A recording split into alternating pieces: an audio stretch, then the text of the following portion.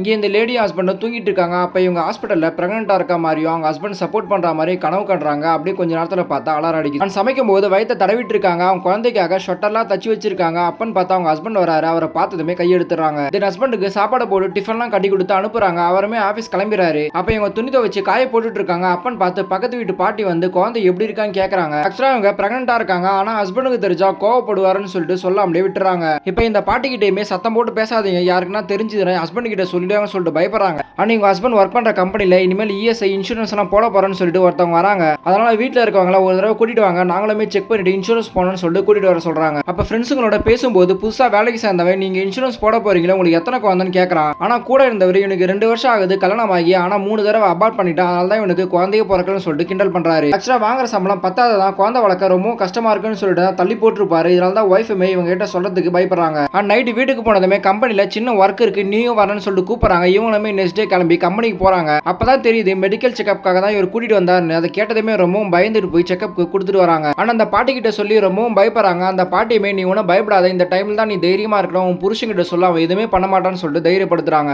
ஆனா இவங்க என்னோட புருஷன் கிட்ட மட்டும் சொன்னா அவர் பேச்சை மீறி இப்படி பண்றீன்னு சொல்லிட்டு என்ன வீட்டை விட்டு திருத்துருவாருன்னு சொல்லிட்டு ரொம்பவும் பயப்படுறாங்க. ஆனா அதே டைம்ல ஆபீஸ்ல இவங்க செக்அப் பண்றாங்க. இவரை மட்டும் கூப்பிட்டு ஸ்வீட் கொடுக்குறாங்க. பார்த்தா இவங்க ஒய்ஃப் பிரெக்னெண்டா இருக்கின்ற விஷயத்த சொல்றாங்க. அதை கேட்டதுமே ஷாக் ஆகி கோவப்பட்டு ஒய்ஃபு கால் பண்றாங்க. ஆனா அவங்க காலை எடுக்காமலே விட்டுறாங்க. சோ இப்போ இவர் எப்போ ஒர்க் முடியும் வீட்டுக்கு போலான்னு சொல்லிட்டு வெயிட் பண்ணிட்டு இருக்காரு. அதே டைம்ல இவங்க புருஷனுக்கு பயந்து ஹாஸ்பிட்டல் போய் அபார்ட் பண்ணலாம்னு சொல்லிட்டு கிளம்பிடுறாங்க. பட் அந்த பாட்டி நீ ரொம்பவும் கஷ்டப்படுவா, அதெல்லாம் வேணாம் உன் புருஷன் கிட்ட சொல்லுன்னு சொல்லிட்டு எவ்வளவு ட்ரை பண்ணி பாக்குறாங்க. ஆனா இவங்க எதையும் கேட்காம ஹாஸ்பிட்டல் போயிடுறாங்க. இப்போ ஹஸ்பண்ட் ஒர்க் முடிஞ்சு வீட்டுக்கு வராரு. அந்த பாட்டியுமே ஹாஸ்பிட்டல் போயிருக்காங்கன்னு சொல்லிட்டு அவங்க அனுப்பி வைக்கிறாங்க. அதே டைம்ல அந்த ஹாஸ்பிட்டல்ல ஒருத்தவங்க அபார்ட் பண்ணிருப்பாங்க. அவங்கள பார்த்ததுமே இவங்களுக்கு ரொம்பவும் பயம் வருது. இந்த பயத்துக்கு நம்ம தைரியமாவே இருக்கலாம்னு சொல்லிட்டு முடிவு பண்றாங்க. சோ இப்போ ஃபேஸ் வாஷ் எல்லாம் பண்ணிட்டு ஹாஸ்பிட்டல் விட்டு வெளியே வராங்க. அதே டைம்ல அவங்க ஹஸ்பண்டும் வராங்க. இப்போ தைரியமா எந்த பயமும் இல்லாம நீங்க அப்பா ஆக போறேன்னு சொல்றாங்க.